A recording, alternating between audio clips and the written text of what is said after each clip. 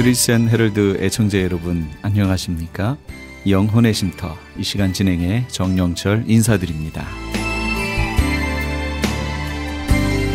크리스천 헤럴드는 신문을 시작으로 라디오, 이제는 공중파 채널인 18.10을 통해 텔레비전으로도 함께 하실 수 있습니다.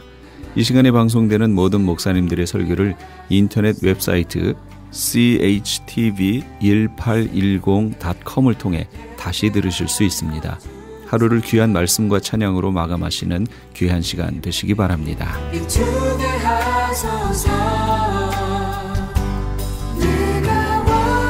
이 시간에는 먼저 주안의 교회 최혁 목사님께서 마가복음 8장 27절에서 34절까지의 말씀을 본문으로 이렇게 쫓으라 베드로란 제목의 하나님의 말씀 전해주시겠습니다. 많은 은혜 받으시기 바랍니다. 누가 십자가 집니까? 예수 그리스도의 전능하심을 내 삶의 현장에서 만난 사람이 십자가를 지는 것입니다. 여러분, 한국교회가 하나님 앞에서 많은 복을 받았습니다. 어마어마한 부흥을 만나게 됐습니다. 그런데 뭐냐면 여러분 교회에 와서 예배당에 앉아서 우리 예배 드리면 예수 믿으면 가난이 떠나갑니다. 믿습니까? 저는 그렇게 믿습니다. 여러분 예수 그리스도 믿으면 우리 안에 있는 무서운 질병도 주님이 치유하실 수 있습니까? 예, 죽은 자도 살아날 수 있습니까? 아멘. 여러분 중요한 거예요. 한국교회가 이 부분에 대해서 믿음을 가지고 성도들에게 가르쳤어요. 잘한 거예요. 왜냐하면 마가복음 1장에서 8장, 마태복음 1장에서 16장에 이 하나님의 살아계신 기적의 현장을 맛보지 않으면 십자가를 질 때마다 비굴해지고요. 그게 수치감으로 다가오고요. 부끄럽고요. 무능력해진 것처럼 느껴진다는 거예요. 아니라는 거예요. 예수님께서 봤지. 내가 어떻게 하는지 봤지. 죽은 자 살아나는 거 봤지. 내가 지금 이 십자가를 피할 수가 없어서 지는 거 아니라 능력이 있지만 지혜가 있지만 지금이라도 하늘에서 12영을 불러올 수 있다고 그랬어요. 이 12영은 군단을 말해요. 헬라어로는. 로마에는 이 한 군단이요. 한 군단의 숫자가 7천 명이 넘습니다. 마병으로 말하면 보병이 6천, 마병이 700이에요. 그러면 12영이라고 한다면 12군단을 말하거든요. 그러면 이 숫자가요. 보병이 72,000에다가 마병이 8,400이에요. 이게 사람이 내려온다는 뜻이 아니에요. 천군들이 한순간에 하나님께서 주님께서 12영을 불러내면 이런 천군이 내려올 수 있는 권세와 능력이 당신에게 있대요. 이 능력이 있는데 십자가를 진대요. 이 십자가는 능력이래요. 이건 비굴한 게 아니래요. 이 십자가는 아무나 질 수 없대요. 누가 지는가? 바로 마가복음 1장에서 8장 동안 내 삶의 현장에서 살아계신 하나님, 전능하신 하나님을 만난 그가 십자가를 지고 나를 쫓아올 수 있다는 거예요. 저는 중학교 1학년 때 간을 아파가지고요 들어 누웠잖아요. 병원에서요 50m를 달리면 죽을 수 있다 그랬어요. 심각한 증상이었어요. 2달 동안 학교를 못 가고 누워 있었습니다. 그런데 어느 날 저희 어머님이 저에게 오셔서 품에 안고 뭐라고 말씀하셨냐면, 혁아, 너 초등학교 6학년 때 만났던 예수님 잃어버렸지? 제가 저희 어머님 품 안에서 2시간 엉엉 울고 회개했어요. 학교도 못 가고 화장실도 혼자 못 갈 정도로 지쳐있는 저가요 그 품 안에서 2시간 울고 하나님께 회개했었어요. 다음날 피검사를 하러 갔는데 여러분 간 수치는 절대 하루 만에 떨어지지 않습니다. 정상이 나왔어요. 제가 얼마나 놀랬겠어요. 우와! 성경에서 말씀하시는 그 살아계신 하나님 계시네. 그분은 전능하시구나. 우리 인생이 할 수 없는 일도 그분은 하시구나. 그분의 전능하심을 만나고 난 뒤로부터 십자가를 질 수 있는 힘이 오기 시작하는 거예요. 주님을 위해서 고난당하는 거, 이야, 능력이 없어서 그분이 나를 못 돕는 게 아니었구나. 그게 아버지 하나님의 뜻을 이루기 위함이라는 사실을 알게 된 그날부터 십자가는 영광이요 능력이 된 것을 믿으시기 바랍니다. 그런데 우리 한국교회가 뭐가 문제가 있었을까요? 마가복음 1장에서 8장을 20년 동안 머물러 있어요. 예수 믿은 지 30년이 됐는데 8장을 못 넘어가요. 십자가 지는 삶이 없어요. 맨날 기적만 구하고요. 하나님 경제 문제 있는데 오병이의 기적이 내 가정에 일어나게 하여 주시옵소서. 20년을 믿어도요. 마가복음 8장을 못 넘어가고 이 땅의 것, 이 땅의 것, 이 땅에서 살아가는 동안 하나님의 기적만을 맛보기를 원하는 수준의 삶을 살아 신앙의 정착력이 돼버린 게 문제가 된 거예요. 우리에게 하나님의 전능하신 능력과 살아계신 하나님이 우리에게 나타나신 이유는 우리로 마가복음 8장을 넘어가라는 거예요. 그 살아계신 하나님을 만난 뒤에부터 이제는 십자가를 지고 나를 쫓아라는 겁니다. 그 십자가는 수치요 부끄러움이 아니라는 거예요. 능력이요 권세인 줄 믿으시기 바랍니다. 그렇다면 여러분, 도대체 십자가를 진다는 말은 무슨 뜻일까요? 오늘 이 본문에 우리에게 자기를 부인하고 자기 십자가를 지고 나를 쫓을 것이니라 이렇게 말씀을 해요. 십자가를 지고 이게 무슨 말일까요? 여러분, 십자가의 본질은 죽음입니다. 십자가를 진다는 것은 어깨에 맨다는 것을 의미할 수 있지만 영적인 의미는 십자가에서 죽음을 경험한 사람만 나를 따라올 수 있다라고 얘기합니다. 여러분, 십자가의 본질은 죽음입니다. 사도 바울이 내가 죽었다고 하는데 사도 바울은 호흡이 살아있었거든요. 그러면 죽었다는 건 다른 의미가 있다는 거예요. 여러분, 부정과 부조리를 비판하고 데모하고 달려가던 친구가 시간이 흐르고 나서 기성 정치인보다 훨씬 더 비굴한 방법으로 살아가는 모습을 보면서 그 친구에게 뭐라고 얘기하면 친구들이 그 친구 죽었어 그래요. 근데 아직 살아있거든요. 근데 죽었어 그래요. 무슨 뜻일까요? 그 친구는 공의와 정의에 더 이상 반응하지 않는다는 뜻입니다. 죽었다라고 하는 의미는 반응하지 않는 것을 말해요. 여러분, 성경 속에서 죽음은 단절이에요. 보세요. 엄마가 죽었어요. 집사님이 돌아가셨는데 딸아이가 옆에 와서 엉엉 웁니다. 그 아이가 엉엉 우면서요. 엄마 일어나야지. 막 엄마를 부르고 소리를 지르는데요. 반응이 없어요. 이쪽에서는 아무리 불러도 저쪽에서는 아무 반응이 없을 때 그걸 죽었다 그러는 거예요. 반응이 없는 걸 죽었다 그러는 거예요. 여러분, 영적으로 죽었다가 뭡니까? 영이신 주님께서 계속 얘기하십니다. 말씀하십니다. 부르십니다. 그런데 저 사람이 반응을 안 해요. 그때 뭐라 그러면 그의 영이 죽었다 이렇게 얘기하는 거예요. 죽었다는 건 뭡니까? 반응을 하지 않는다는 뜻입니다. 여러분, 내가 명예와 내 지위에 대해서 죽었다 하면 무슨 뜻입니까? 내 지위가 올라가고요, 사람들이 나를 막 높이는 시간이나 혹은 그렇지 않고 나를 막 무시하고요, 나를 멸시하고 짓밟은 시간이나 반응을 안 한다는 뜻이에요. 이것은 뭐냐면 바로 내가 명예와 지위에 대해서 죽었다라는 뜻입니다. 내가 돈에 대해서 죽었다는 건 무슨 뜻입니까? 돈이 잘 벌리는 날이나 매상이 떨어지는 날이나 거기에 반응을 하지 않는 상태가 뭐냐면, 반응이 없는 상태가 죽었다라는 거예요. 이게 죽은 거예요. 그런데 우리가 지금 뭔가 오해를 했습니다. 십자가를 지고 나를 쫓을 것이니라 했을 때 십자가를 진다는 것은 갈라디아서 2장 20절 말씀에 내가 이제 누구와 함께? 그리스도와 함께 십자가에 못 박혔나니 그래요. 십자가에 못 박혔나니. 우리한테는 오해가 하나 있습니다. 그게 뭐냐면 우리는 십자가를 지고 그러니까 나에게 십자가는 시어머니예요. 시어머니가 나의 십자가예요. 어떤 분은 당신 십자가가 뭡니까? 그러면 내 남편이라고 그래요. 내 남편이 십자가예요. 어떤 분은 내 자식이라 그래요. 내 둘째 아들이 십자가라 그래요. 정말 그럴까요? 그 얘기일까요? 여러분, 시어머니가 십자가인데 그 십자가 지고 가면서 시어머니 볼 때마다 마음에 미움이 일어나고 분이 일어나고 화가 일어나고, 그거는 십자가 진 상태가 아니에요. 반응하고 있잖아요. 그건 살아있는 거예요. 그거는 십자가를 진 사람은 반응하지 않아요. 십자가의 상징은 죽음이에요. 지금 내가 시어머니가 내 십자가다라는 그 얘기가 말이 안 돼요. 왜냐하면 내 남편이 십자가인데 이 남편을 지고 가면서 맨날 불평하고 마음에서 남편에 대한 원망이 있고 분노가 있고 좌절이 있고 반응하고 있는데 그게 무슨 십자가예요? 살아있는데. 십자가를 진다는 것은 십자가에 매달려 죽어버린 거예요. 아무리 불러도 대답 없어요. 말이 없어요. 여러분, 그래서 제가 금요일 때도 말씀드렸지만 우리는요, 십자가를 가끔 집니다.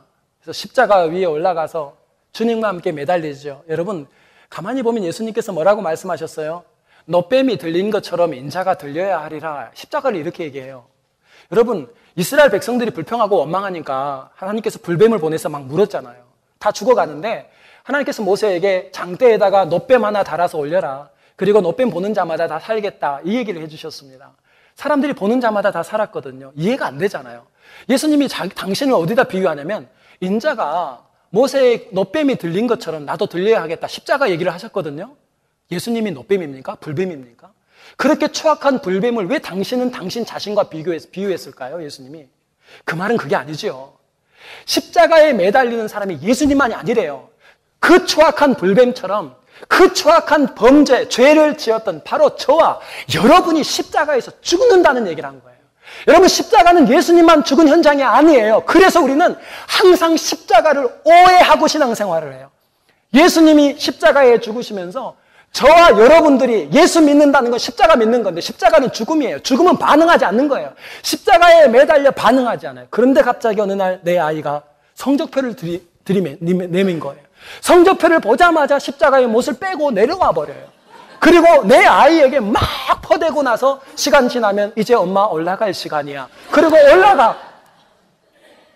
잠시는 죽어 있는데 문제가 올 때마다 부르는 소리, 자식이 노크를 하면요, 그 노크하는 소리에 내가 반응을 하는 이유가 뭐냐면 십자가를 지고 있지 않는 상태라는 거예요. 제자는 누군가 십자가를 지고 나를 쫓아오는 사람이 제자라는 거예요.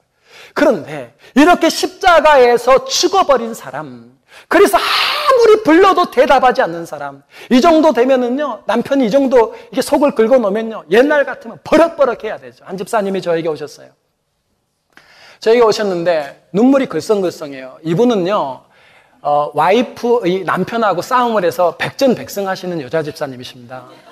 보통 분이 아니십니다. 이분은 이거 엄청 세신 분이에요. 저도 못 해봐요. 그분하고. 그런데 그분이요, 어느 날 오셨는데 눈에 눈물이 글썽해요. 그래서 저보고 뭐라고 말씀하시냐면, 저보고 그래요. 이겼어요, 목사님. 그래서 내가 그랬죠. 당연하죠. 뭔지 지셨습니까? 네? 한번 싸우고 나면요, 제가 그 어느 날에는요, 새벽 4시까지 쌈 말리고 온 날도 있어요. 새벽 4시까지. 칼 내려놓으세요. 칼 내려놓으세요. 목사가 가서 칼 좀 내려놓으세요. 이렇게 싸우세요. 그런데 그날 또 이겼대요. 그래서 제가 당연히 이기셨겠죠. 그런데 그 얘기가 아니었어요.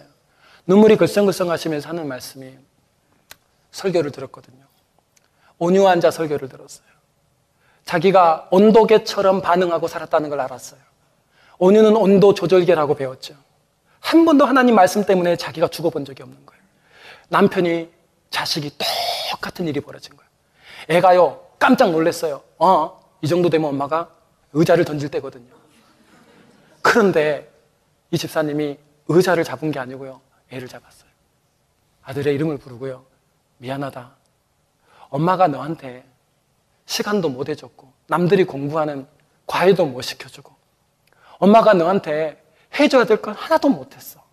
너무 미안하다. 그날요, 그 집사님이 안 나갔어요. 다른 사람이 나갔어요. 그리고 와서 눈물이 글썽글썽 하시는 거예요. 그러면서 하시는 말씀이, 목사님, 나 처음으로 이겼어요.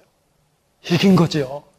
매일 살아있었어요. 십자가에 매달린다고 어렵게 그냥 올라갔다가 그냥 자식이 한마디 하면 팍 뛰어내려와 죽도록 패놓고요. 그리고 팍 올라가서 또 멋있게 매달렸던 분이 안 내려온 거예요. 얼마나 고통스러웠겠습니까? 안 내려오면서 그 아들을 용서하고요, 그 아들을 품어줬어요.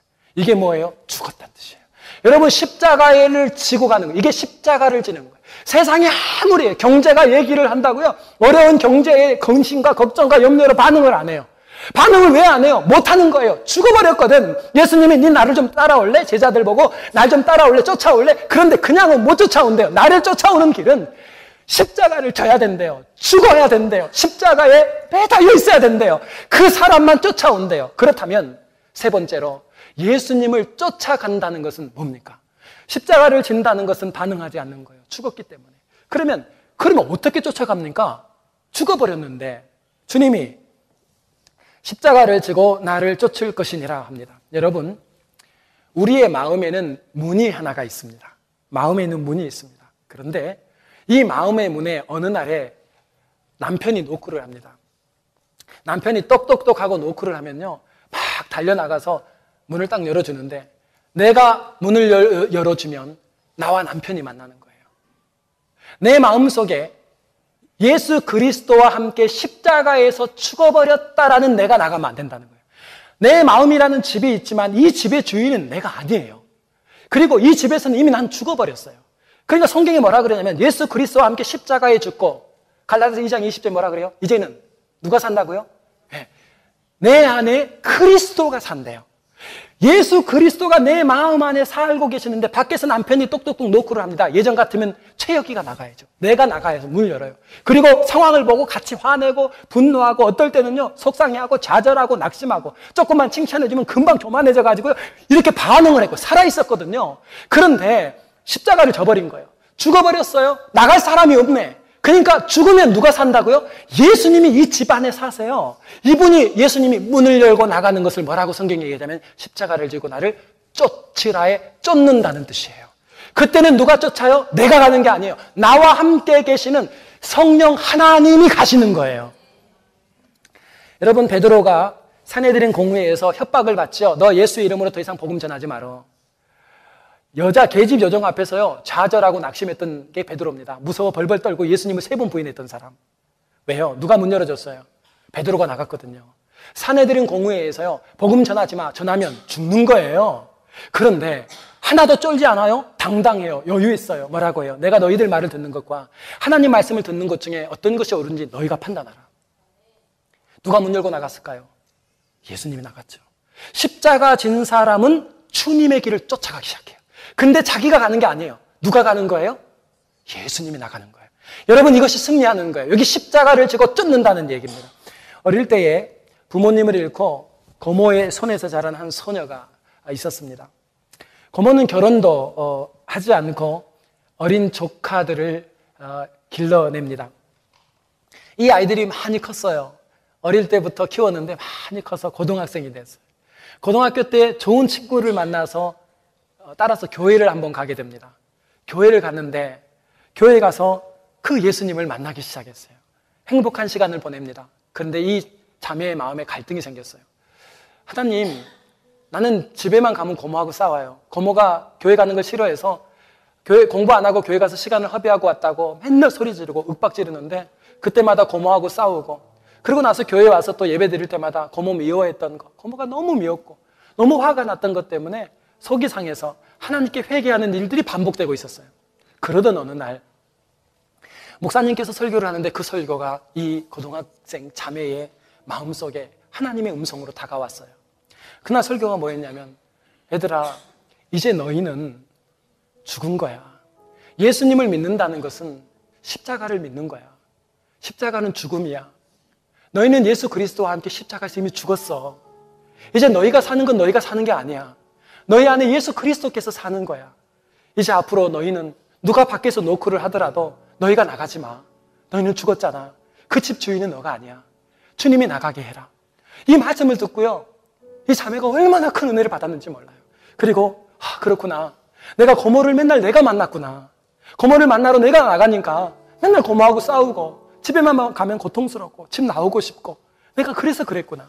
그래서 예수님이 내 안에 계신다는데 이제는 고모를 만나러 가는 그 시간, 집에 가는 시간 내가 고모를 만나지 않고 예수님이 그 문 열고 나가서 만나주세요. 이 마음으로 집에를 갔어요. 행복했어요. 그런데 막상 집에 도착해서 문을 열려고 손잡이를 딱 잡는 순간 마음의 두려움이 막 밀려오기 시작했어요. 분명히 문을 열면 우리 고모가 또 공부 안 하고 교회 갔다고 윽박지를 텐데 그러면 내가 꼭 싸울 것만 같아요. 그래서 손잡이를 잡고 이 자매가 기도를 시작했어요. 하나님, 고모를 만나주세요. 문을 열고 들어가는 순간 분명히 고모는 고함칠 거예요. 그때 저가 나가지 않게 해주세요. 그 문을 놓고 하는 그 고모에게 저 이 집 주인 아니잖아요. 주님이 나가주세요. 기도를 했어요. 그리고 문을 딱 열었는데 하면이나 다를까 고모가요. 무서운 눈초리로 호통을 치는데 화를 내는데 또 공부 안 하고 교회 갔니? 그래가지고 너 어떻게 살려고 그러니? 막 야단을 치는데 이상한 일이 벌어졌습니다. 이 소녀의 눈에는 무섭게 야단치는 고모의 얼굴이 안 보여요. 그리고 어느새 주름지고 흰 머리가 난 늙은 고모의 모습이 이 자매의 눈에 들어오기 시작했어요. 조카들 때문에 어려서부터 이 세 자매를 키우느라고 결혼을 못한 거예요. 그리고 이제는 나이가 많이 다 들어가지고 이제 머리가 하얗게 돼버리고 주름이 다 생겨버리고 늙어버린 고모를 바라보면서 이 소녀가 너무 마음이 아팠어요. 그래서 막 화를 내고 고함을 치는 고모에게 달려가서 고모를 부둥켜 안고 엉엉 울기 시작했어. 고모, 우리 때문이야? 고모 왜 이렇게 하얀 머리가 많아? 고모 왜 이렇게 주름이 많아졌어? 고모 우리 때문에 이렇게 늙은 거야? 미안해 고모. 고모 미안해. 우리 때문에 시집도 못 가고. 고모를 껴안고 엉엉 우는데요.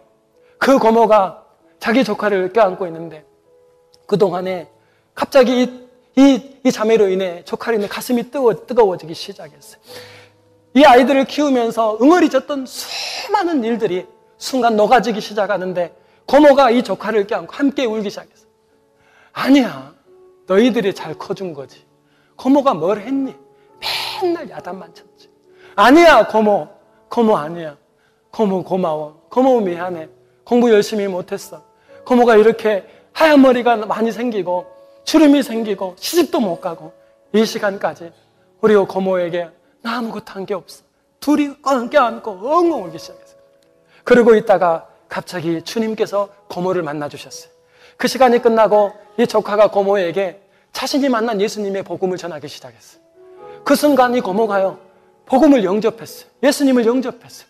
그리고 그랬구나. 우리를 돌봐주셨던 분이 계셨구나. 우리를 사랑해준 분이 계셨구나. 이 땅에 이 세월이 다가 아니구나. 천국이 정말 있는 거구나. 그리스도를 영접하고 그날부터 교회를 나간 날이에요. 여러분, 여러분의 삶의 현장 속에 예수 믿는 게 뭐예요? 살아계신 하나님을 만나셨습니까? 그분이 정말 살아계신다는 사실을 한 번이라도 맛본 적이 있습니까? 마가복음 1장에서 8장을 빨리 넘어오세요. 이 땅의 것에 매달려 맨날 기적을 달라고 이 땅에 매여 사는 기도가 아니라 혹시 아직까지 못 만나셨다면 기도하십시오. 여러분 문제 놓고 하나님 병 고쳐달라고 살아계신 하나님 만나게 해달라고 기도하십시오. 그러나 그걸 넘을 수 있었다면 이제는 십자가 한번 져보십시오. 하나님, 우리가 어떻게 우리 스스로 죽어요? 성령의 도우심이 아니면 어떻게 우리가 죽을 수 있습니까? 십자가 지고 나는 죽었다고 십자가에 매달려 반응하지 않겠다는 거예요. 그래서 주님께서 너희 자신을 부인하랍니다. 죽었다라고 얘기하고 십자가에 매달려 누가 문을 두들려도 누가 뭐라 그래도 반응하지 않는데 나는 반응을 안 하는데 쫓는다는 것은 반응을 하는 새로운 게 나왔어요. 나는 반응을 안 하는데 쫓는다는 것은 이제 내 안에 계신 예수 그리스도께서 하나님의 말씀을 향해 반응하기 시작하는 겁니다. 문을 두드렸습니다. 남편이 나에게 고통스러운 사람이 문을 두드렸는데 매일 내가 나가서 싸웠는데 매일 내가 나가서 반응을 했는데 십자가에서 죽어버렸어요. 그리고 문을 열고 보니까 내 남편이 이민 생활하다가 30년 동안 우리 가정을 서포트한다고 했다가 얼굴을 보니까 등골이 다 휘었어요. 한 번도 보지 못했던 것이 보여요. 왜 그럴까요? 예수님이 나갔기 때문이에요. 여러분 여기가 천국인 줄 믿으시기 바랍니다. 여러분 이게 예수 믿는 거예요. 여러분 세상은 여러분에게 유혹할 겁니다. 세상은 여러분에게 칭찬과 격려와 박수를 보낼 때 그 문을 두드릴 때 여러분 나가면 반드시 우리는요 순간 교만해질 수 있어요. 그때 여러분 나는 십자가에 매달려 있어야 돼요. 이 집의 주인은 나 아니야. 난 죽어버린 거잖아요. 그리고 예수님이 문을 열게 하십시오. 그분이 나가서 박수를 받아도 반응하지 않고요 하나님께 영광을 드릴 수 있는 마음을 저와 여러분에게 주실 겁니다. 절망할 수밖에 없는 상황이 여러분에게 두드리십니까? 예전에는 여러분이 나갔잖아요. 그래서 얼마나 많이 하나님 마음 아프게 했습니까? 승리하셨습니까? 맨날 마귀가 이겼잖아요. 왜냐하면 내가 살아있었어요. 그런데 이제 십자가 지고 주님을 쫓아보시기 바랍니다. 누가 문을 두들겨도 예수 그리스도가 나가게 하십시오. 그때 여러분의 삶의 현장에는 반드시 십자가를 통한 능력과 하나님의 부활의 영광이 여러분의 심령과 가정에 넘치게 될 줄 믿습니다. 베드로가요 노인이 됐어요. 로마에 큰 핍박이 일어났습니다. 그래서 로마를 떠나 산등성이를 넘어가는데 부활 승천하셨던 예수님이 급하게 로마를 향해 들어갑니다. 그걸 봤던 베드로가 묻습니다. 주님! 너무 반가운 베드로는 어디 가십니까? 네가 버리고 나온 로마로 간다. 순간 베드로는 십자가에서 내려와 있었습니다. 내가 복음 전하다 주의 복음을 위해 순교하는 제자인데 발걸음을 돌려 로마로 향합니다. 베드로가 성 안에 들어왔다는 소식, 잡혔다는 소식을 듣고 경기장에 많은 사람들이 모입니다. 베드로가 예수님처럼 십자가에 못 박히게 됩니다. 그때 베드로의 마지막 유언이 야사에 내가 어떻게 내 스승 예수 그리스도와 같은 십자가의 모양으로 가겠느냐. 부탁이 있는데 나를 십자가를 거꾸로 매달아 달라. 십자가가 거꾸로 됐어요. 밑에서 불을 질렀어요. 그리고 베드로는 그렇게 죽어갑니다. 여러분, 베드로가 십자가를 줍니다. 왜일까요? 도망갔던 베드로, 십자가에 매달려 세상에 반응하지 않기로 했고 한 가지 반응하기로 했습니다. 그것이 뭐냐면 주님이 들어가라. 주의 말씀 따라 예수 그리스도가 문을 열고 그 말씀에 순종할 때 십자가와 부활의 영광이 베드로를 통하여 바로 민족과 열방에 나타나게 된 것을 믿습니다. 여러분, 남은 삶 동안 십자가 지고 예수 그리스도를 쫓아가시기를 주님의 이름으로 축원합니다.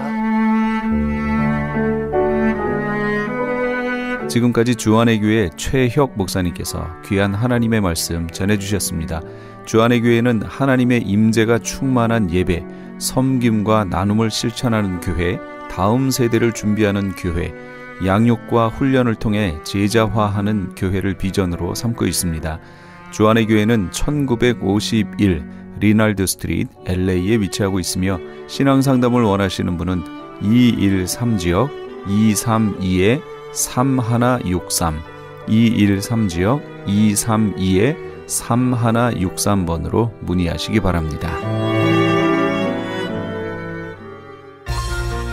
유태인이 만든 특수영양제 M3 들어보셨어요? 곡식의 눈, 과일씨, 껍질, 약초의 뿌리로 만든 특수영양제 M3. 혈압, 당뇨, 아토피, 천식, 비만 등 무슨 병이든 큰 효과를 주는 신비의 영양제 M3. 서울대학병원 7곳, 고려대학병원 2곳에 입점되어 더욱 믿을 수 있는 M3의 효능. 213-435-9600, 213-435-9600 M3.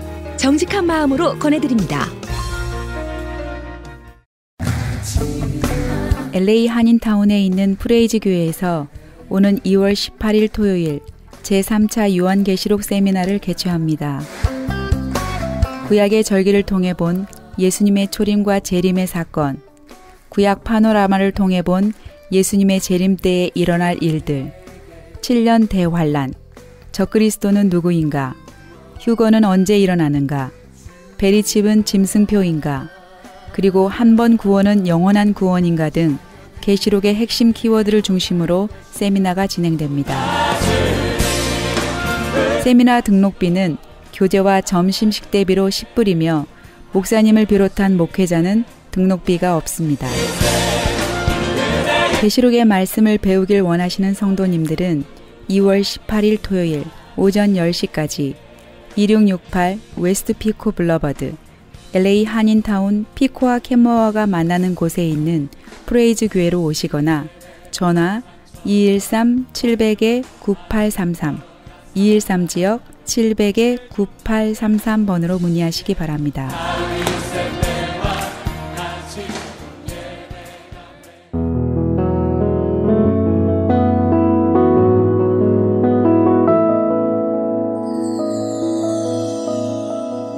지금 여러분께서는 AM 1650과 인터넷을 통해 미 전역과 전 세계로 방송되는 크리스찬 헤럴드의 영혼의 쉼터 함께하고 계십니다.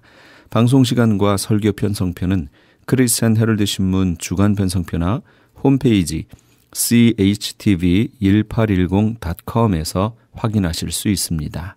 계속해서 이 시간에는 부림장로교회 윤혁 목사님께서 사무엘상 16장 1절에서 13절까지의 말씀을 본문으로 목자 다윗 하나님께서 주신 이름이란 제목의 하나님의 말씀 전해주시겠습니다. 많은 은혜 받으시기 바랍니다. 제가 어제 그 팔순잔치에 갔었는데요. 이야, 다들 키가 크고 준수하더라고요. 딱 한 사람만 예외되는 사람이 있었습니다. 그 가족 중에요. 누군지는 말 못하지만, 그래서 근데 하나님께서는 중심을 보신다라는 거예요. 마음을 보십니다. 원어로 레바브예요. 마음을 보신다라는 거예요. 다윗은요, 중심이 있는 사람이었습니다. 마음이 있는 사람이었어요. 그 중심이 가장 잘 드러난 게 바로 양떼를 지킬 때였습니다. 말씀 보실까요? 사무엘상 17장이요. 자, 함께 봉독하겠습니다. 시작. 그러나 다윗은 굽히지 않고 사울에게 말하였다. 임금님의 종인 저는 아버지의 양떼를 지켜왔습니다. 사자나 곰이 양떼에 달려들어 한 마리라도 물어가면 35절이요. 저는 곧바로 뒤쫓아가서 그놈을 쳐 죽이고 그 입에서 양을 꺼내어 살려내곤 했습니다. 그 짐승이 저에게 덤벼들면 그 턱수염을 붙잡고 때려 죽였습니다. 아멘. 다윗은요, 양들을 위하여 목숨을 걸었습니다. 사자가 오거나 곰이 오면 맞서 싸웠습니다. 그들이 양을 물고 가면 쫓아갔어요. 그래서 그 입을 벌려가지고 그 양을 꺼냈습니다. 여러분, 목숨을 걸고 그 양들을 지키는, 자기에게 맡겨진 어떤 일이, 그 일이 무엇이든지 간에 최선을 다하는 마음이 있는 사람이 바로 다윗이었습니다. 그래서 다윗은요, 선한 목자였습니다. 보실까요? 요한복음 10장이요. 11절 12절 함께 보시겠습니다. 나는 선한 목자이다. 선한 목자는 양들 위하여 자기 목숨을 버린다. 삭구는 목자가 아니요 양들도 자기의 것이 아니므로 이리가 오는 것을 보면 양들을 버리고 달아난다. 그러면 이리가 양들을 물어가고 양떼를 흩어버린다. 아멘. 다윗은요, 중심이 있었습니다. 선한 목자였어요. 아무리 사자가 와도 곰이 와도 어떤 어려움이 와도 어떤 위급한 상황이 있어도 결코 양들을 버리지 않았습니다. 그 누구처럼 다 모든 승객들을, 그 어린아이들을 내려놓고 자기 혼자만 살려고 속옷 입고 도망가는 사람이 아니라요. 내가 죽을지언정 끝까지 그 양들을 지키며 그 모든 것을 지켜내는 사람이 바로 다윗이었습니다. 다윗은 그 맡겨진 일이 어떤 일이든 간에 그것을 목숨 걸고 최선을 다하는 중심, 마음 있는 사람이었습니다. 하나님께서는 그것을 보아주셨습니다. 그리고 다윗은 어떤 사람이었죠? 다윗이었습니다. 사무엘이 다윗에게 기름을 부었습니다. 그 다음에 어떤 일이 일어날까요? 우리 본문 말씀 보실까요? 13절이요. 본문 13절. 사무엘이 기름이 담긴 뿔병을 들고 그의 형들이 둘러선 가운데서 다윗에게 기름을 부었다. 그러자 주님의 영이 그날부터 계속 다윗을 감동시켰다. 사무엘은 거기서 떠나 라마로 돌아갔다. 사무엘이 다윗을 불러놓고 그 위에 기름을 부었습니다. 하나님의 영이 그때부터 다윗을 감동시켰습니다. 뿐만 아니라 그때부터 다윗이라는 이름이 성경에 등장하기 시작합니다.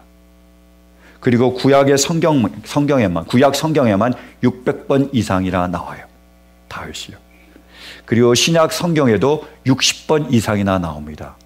여러분, 유명인입니까? 무명인입니까? 유명인이 놀라운 위대한 하나님의 사람이 된 겁니다. 어째서 그런 일이 벌어졌죠? 하가탄이었는데, 별 볼 일 없었는데, 왕따였는데, 어떻게 그런 왕따가 그 성경의 역사에서 그렇게 귀하게 쓰임을 받는 그러한 사람이 될 수 있었습니까? 이는요, 하나님께서 선택하시고 하나님께서 사랑하셨기 때문입니다. 여러분, 다윗이라는 그 이름의 뜻은 바로 선택받은 자, 그리고 사랑받는 자라는 뜻이에요. 누구로부터요? 하나님으로부터요.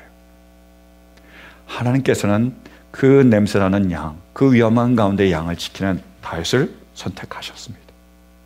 그를 부르셨어요. 그를 사랑하셨습니다. 기름 부으셨습니다.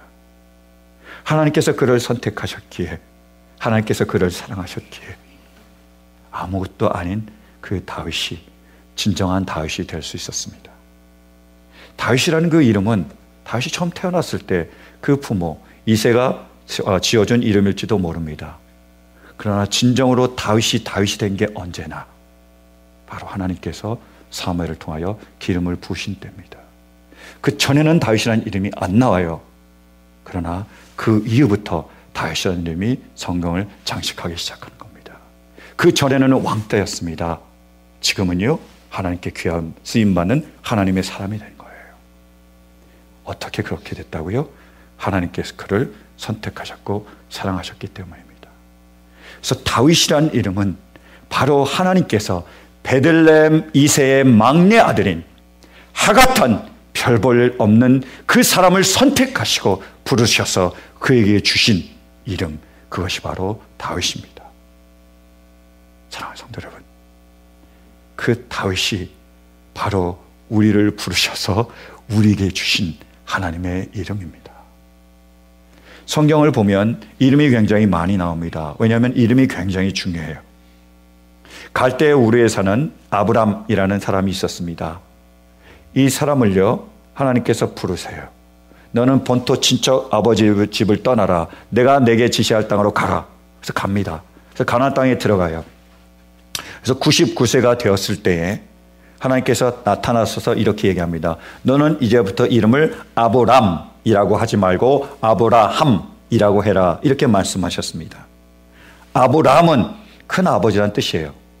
아브라함이란 민족의 아버지 아니면 열국의 아버지란 뜻입니다. 그래서 그 이름대로 어떻게 하시죠? 아브라함을 모든 민족의 아버지, 열방의 아버지, 그리고 모든 믿는 자들의 조상이 되게 하셨습니다. 이름이에요.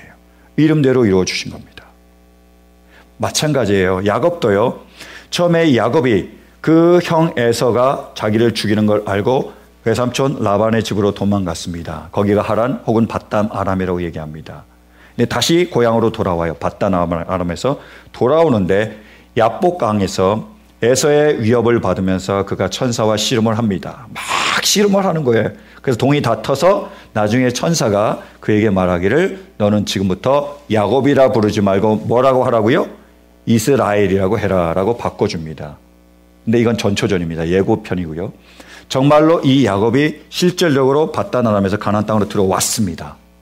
들어왔을 때에 하나님께서 그에게 다시 나타나셔서 말씀하십니다. 너는 야곱이라 부르지 말고 이스라엘이라고 해라. 이렇게 말씀하세요. 야곱의 뜻은 뭐냐? 발 뒤꿈치를 잡은 자라는 뜻이고 속이는 자라는 뜻을 가지고 있습니다. 이스라엘은 뭐냐? 하나님께 이겼다 혹은 하나님께서 이기신다라는 뜻을 가지고 있어요. 야곱이 야곱으로 살 때는 어떻게 됐죠? 자기 꾀로 살았습니다. 자기 방법으로 살았어요. 자기가 발 뒤꿈치를 잡으면서 어떻게든 내가 노력해서 이 축복을, 이 모든 것들을 자기가 얻으려고 했습니다. 그게 야곱의 인생이었어요. 그런데 이스라엘이 되면 누가 이해하신다고요? 하나님께서요.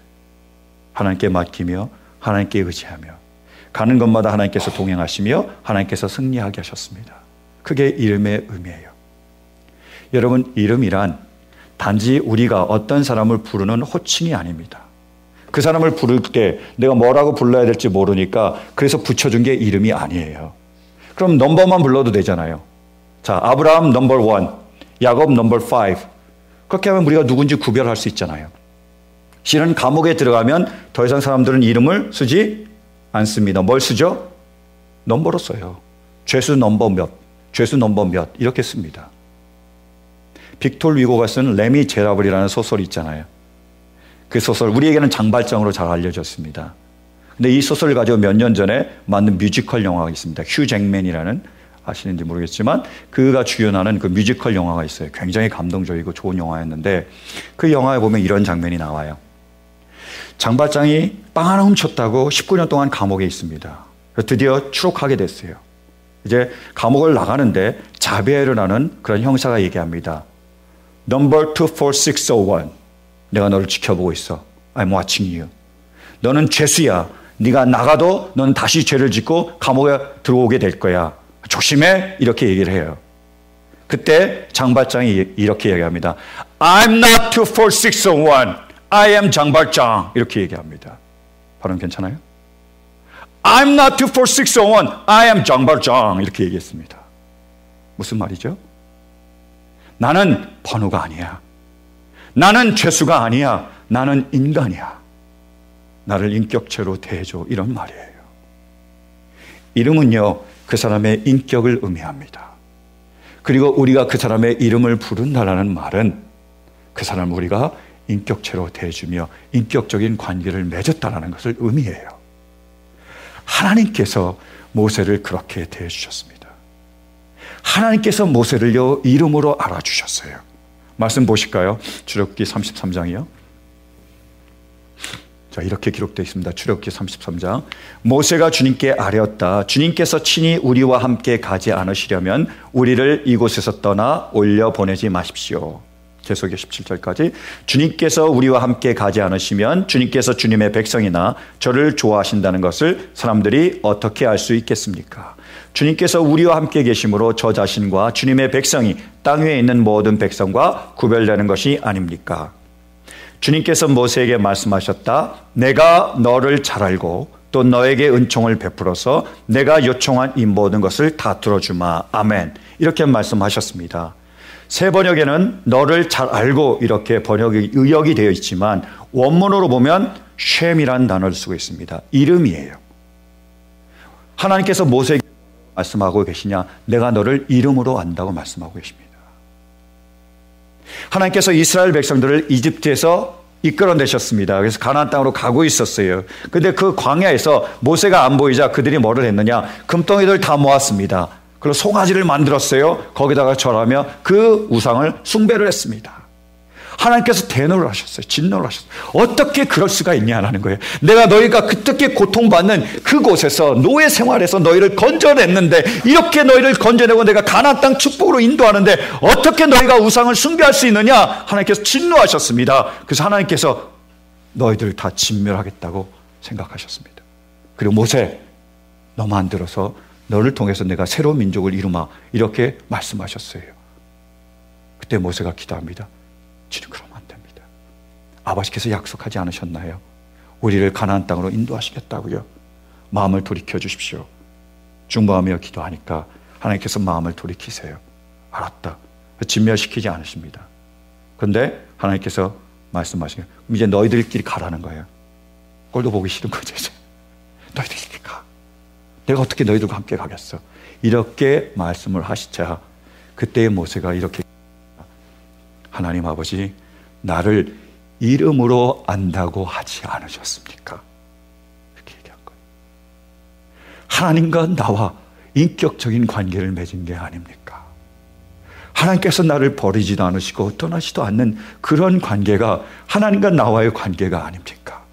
내가 하나님을 버리지도 않고 떠나지도 않는 관계, 그게 바로 이름으로 아는 관계가 아닙니까? 라고 얘기를 해요. 그래서 함께 가주십시오라고 부탁을 합니다. 그때 하나님께서 대답하신 말씀이 15절부터 17절까지 말씀이에요. 내가 너를 뭐요? 이름으로 안다. 너와 나는 인격적인 관계를 맺고 있다. 내가 너를 버리지도 않고 떠나지도 않고 너와 함께 하겠다라고 말씀하시고 그래서 이스라엘 백성들과 함께 하십니다. 그들 가나안 땅으로 축복으로 계속 인도해 가세요. 이것이 이름으로 아는 관계입니다. 프랑스 소설가 기욤 미수가 쓴 당신 거기 있어 줄래요라는 소설이 있습니다. 그 소설을 가지고 이제 한국에서 영화를 만들었어요. 똑같은 이름으로 당신 거기 있어 줄래요.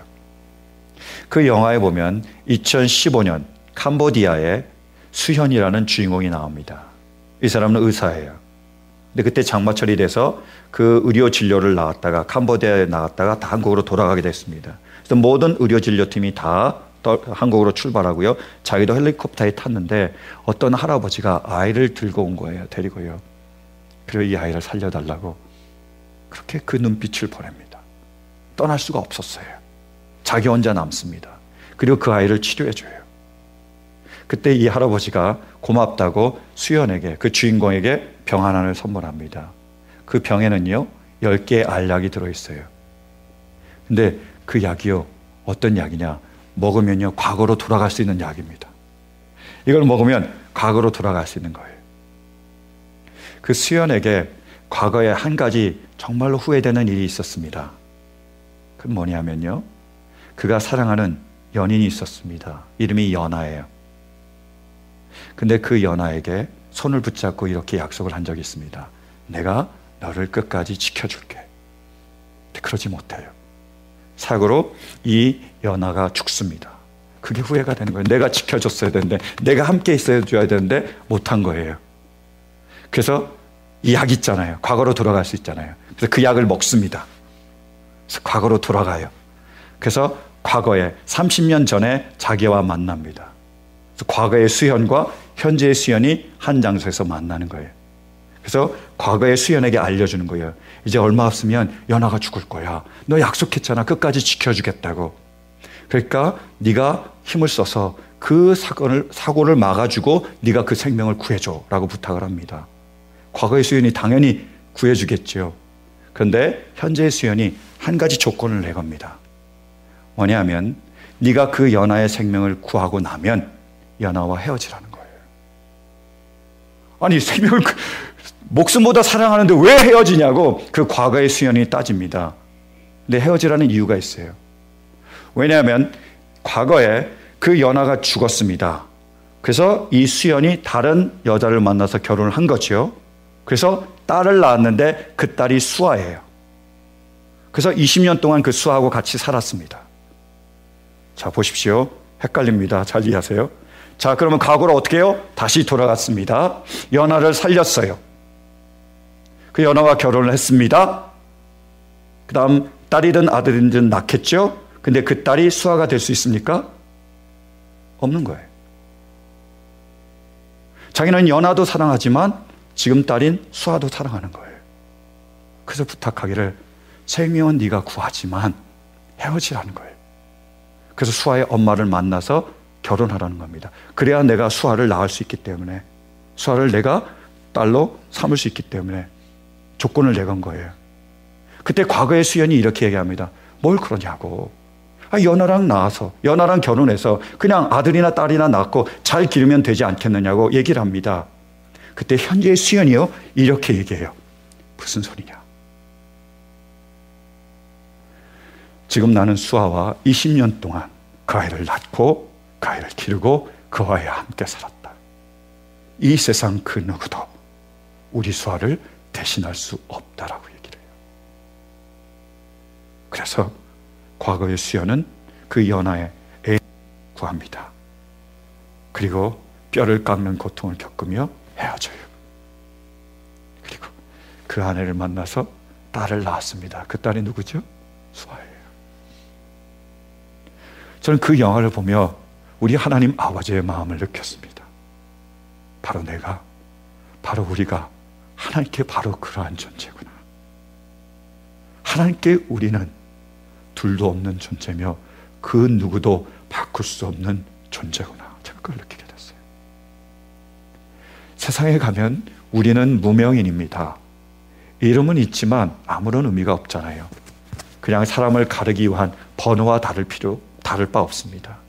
택배 아저씨들이 불러주는 그런 이름이에요. 그게 우리의 이름이잖아요. 우리는 수많은 사람들 중에 한 명일 뿐입니다. 세상에서 우리는 언제나 다른 무엇으로라도 바꿀 수 있습니다. 내 자리를 아무나 채워주면 되는 거예요. 우리는 세상에서 이름이 없습니다. 이름으로 알려지지도 이름으로 불려지지도 않습니다. 하나님 그렇지 않다는 거예요. 하나님 우리를 이름으로 아시고 이름으로 불러주십니다. 하나님께 우리의 이름이 뭐라고요? 다윗이에요. 하나님께서 선택한 사람이며 하나님께서 사랑하시는 사람입니다. 독생자를 주시기까지 사랑하는 사람이 바로 우리예요. 하나님께요, 우리는 둘도 없는 존재입니다. 하나님께 우리는 그 누구도 바꿀 수 없는 그러한 존재입니다. 그래서 십자가를 지시기까지, 독생자를 지시기까지 우리를 사랑하셨고 우리를 불러주셨고 우리를 하나님의 자녀로 삼아주셨습니다. 사랑하는 성도 여러분, 우리가 하나님께 누구라고요? 다윗이에요. 여러분, 우리가 하나님께 다윗임을 믿습니까? 우리가 하나님께 선택받은 사람임을 믿으세요? 그리고 하나님께 우리가 사랑받는 자임을 믿으십니까? 그 누구도 하나님께는 우리를 대신할 수 없음을 믿으십니까? 하나님의 사랑입니다. 네, 여러분, 하나님께서 우리에게 또 하나 원하시는 것이 있습니다. 그건 뭐냐면 우리가 서로가 서로에게 이름으로 알아주길 원하며 이름으로 불러주길 원하는 거예요. 이 세상의 수많은 사람들 중에 한 사람, 아무라도 대신할 수 있는 그런 한 사람이 아니라 둘도 없는 그런 사람, 다른 그 누구도 채울 수 없는 그런 사람으로 우리가 그렇게 인격적으로 대해주기를 원하고 계십니다. 그래서 저도요, 하기를 원합니다. 여러분들은 제게요, 장로님, 권사님, 집사님, 성도님이 아니에요. 여러분은요, 이해숙 집사님이십니다. 노명현 집사님이시고 김인숙 권사님이십니다. 무슨 말이죠? 여러분은 저에게 둘도 없는 분들이며 다른 그 누구와도 바꿀 수 없습니다. 우리는 부림교회라는 한 지붕 아래서 지금 7년이라는 시간을 같이 보냈습니다. 그 시간을 같이 보내며 기쁨을 같이 나누고 슬픔을 같이 나눴잖아요. 제가 울보 목사기에 더 많이 울었는지도 모르겠지만 우리는 그런 많은 시간들을 지켰습니다. 같이 생활했어요. 그 추억을 누가 바꿀 수 있겠습니까? 없습니다. 이 세상에 수많은 사람들이 있습니다. 거기에 이해숙이라는 이름이 있을 수 있어요. 그분이 교회를 다니시고 집사할 수 있습니다. 근데 그분은 저에게는 이해숙 집사님이 아닙니다. 단 한 분밖에 없습니다. 저는 그렇게 대하기를 원하며 우리와의 관계가 그런 인격적인 관계가 되기를 원합니다. 제가 바라는 것이 있어요. 저는 우리가 서로가 서로에게 그러한 관계가 되기를 원합니다. 아버지께서 우리를 그렇게 대하셨던 것처럼 우리도 그렇게 서로가 서로에게 그러한 존재가 되기를 원해요. 이 세상에 수많은 사람들 중에 하나, 누가 바꿀 수 있는 그런 사람이 아니라 정말로 그리스도의 사랑으로 우리가 하나가 되며 그 사랑을 우리가 서로 나누며 섬기며 같이 생활하며 정말로 우리가 하나가 되므로 이 세상에 둘도 없는 사람, 그 누구와도 바꿀 수 없는 사람, 그러한 사람이 될 수 있게 되길 간절히 바랍니다. 제 간절한 기도 제목이며 하나님께서 우리에게 이 일을 이루실 줄로 믿습니다. 여러분, 이제 우리가 서로가 서로에게 이름으로 알아줄 수 있게 되기를 간절히 바랍니다. 그리고 이름으로 불러줄 수 있게 되길 간절히 바랍니다. 하나님의 우리와의 관계가 이름으로 알아주는 관계처럼 우리가 서로가 서로에게 이름으로 알아줄 수 있는 그런 관계가 됐기를 간절히 축원합니다. 신달자라는 신이자 교수가 계십니다. 그분이 쓰신 참된 친구라는 시가 있어요. 이 시로 제가 말씀을 맺기를 원합니다. 참된 친구 신달자. 나의 노트에 너의 이름을 쓴다. 참된 친구, 이것이 너의 이름이다. 이건 내가 지은 이름이지만 내가 지은 이름만은 아니다. 너를 처음 볼 때 이 이름의 주인이 너라는 것을 나는 알았다. 지금 나는 혼자가 아니다. 손수건 하나를 사도 나의 것이라 하지 않고 우리의 것이라 말하며 산다. 세상에 좋은 일만 있으라. 너의 활짝 핀 웃음을 보게. 세상엔 아름다운 일만 있으라. 참된 친구, 이것이 너의 이름이다. 넘어지는 일이 있어도 울고 싶은 일이 일어나도 마음처럼 말을 못하는 바보 마음을 알아주는 참된 친구 있으니 내 옆은 이제 허전하지 않으리. 너의 깨끗한 손을 다오 너의 손에도 참된 친구라고 쓰고 싶다. 그리고 나도 참된 친구로 다시 태어나고 싶다. 사랑하는 성도 여러분, 하나님께 우리의 이름은 다윗입니다. 하나님께서 우리를 선택하시며 사랑하는 사람, 이 세상에 그 누구와도 바꾸지 않을 사람, 결코 버리지도 않고 떠나지도 않을 그 사람이 우리임을 믿습니다. 여러분, 이제 우리가 서로가 서로에게 불러주는 그 이름은 무엇입니까? 저는 그 이름이 참된 이름이 될 줄로 믿습니다. 우리가 주님 안에서 이러한 인간적인 관계, 그리고 서로가 서로에게 의미 있는 관계가 될 수 있기를 간절히 축원합니다. 우리에게 주신 말씀 붙잡고 주께 기도하기 원합니다. 지금까지 한국 수원에 위치한 금호교회 김철수 목사님께서 하나님의 말씀 전해주셨습니다. 수원 금호교회는 수원시 권선구 매곡로에 위치하고 있으며 이 시간 방송 들으시고 신앙에 도움받기를 원하시는 분은 전화 031-296-2291 031지역 296-2291번으로 문의하시기 바랍니다. 아니 당신 미장원 다녀왔어? 헤어스타일이 확 바뀌었네.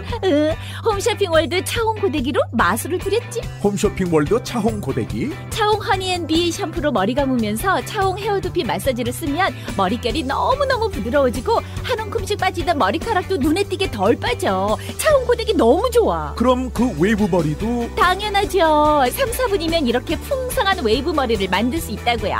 너무 이쁘다. 어디서 샀어? 홈쇼핑월드. 가격 만족, 품질 만족, 행복한 쇼핑. 활가와 웨스턴 홈쇼핑 월드. TV 18.10에서 추억의 한국 영화를 방송합니다. 미워도 다시 한번, 맨발의 청춘, 돌아오지 않는 해병, 고래사냥, 고교 얄개, 저 높은 곳을 향하여 등 주옥 같은 영화들이 여러분의 안방을 찾아갑니다.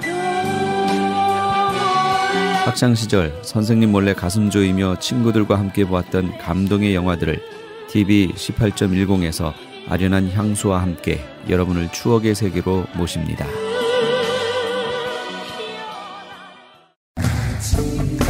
LA 한인타운에 있는 프레이즈 교회에서 2월 19일부터 매주 주일 오후 2시와 매주 토요일 오후 3시에 요한계시록 3차 강해를 5월 말까지 진행합니다.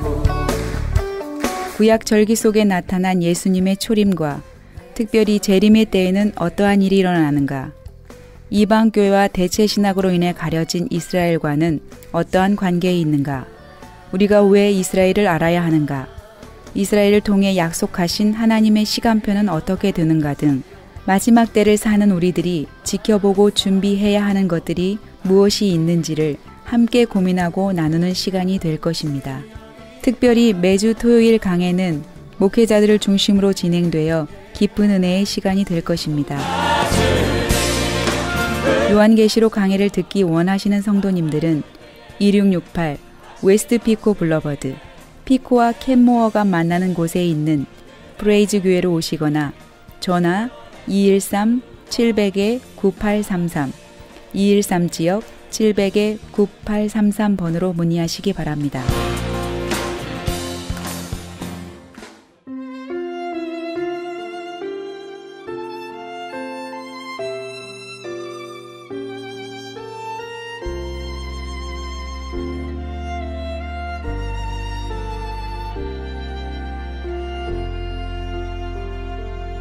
또한 가지 얼마가 꺾여졌는데 돌 감람나무인 네가 그들 중에 접붙임이 되어 참 감람나무 뿌리의 진액을 함께 받는 자 되었은즉 그 가지들을 향하여 자긍하지 말라. 자긍할지라도 네가 뿌리를 보존하는 것이 아니요 뿌리가 너를 보존하는 것이니라. 로마서 11장 18절 말씀입니다. 하나님 앞에 서는 자의 자세는 어떤 일이 있어도 겸손입니다. 지금 우리가 이방인의 때를 맞아 구원 얻을 수 있는 것도 비록 유대인들의 넘어짐 때문이지만 우리가 그들을 무시할 수 없는 것은 이 모든 것이 하나님의 섭리였기 때문입니다. 다시금 이방인들의 큰 배도가 일어날 것이고 유대인들이 하나님께 돌아온 후 적그리스도가 출현하고 그 후에 예수님이 재림하신다고 데살로니가 후서 2장에는 말씀합니다.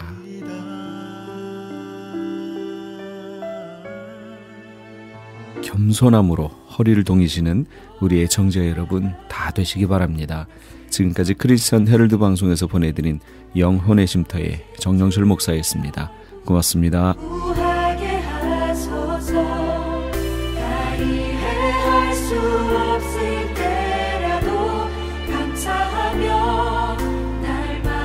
순종하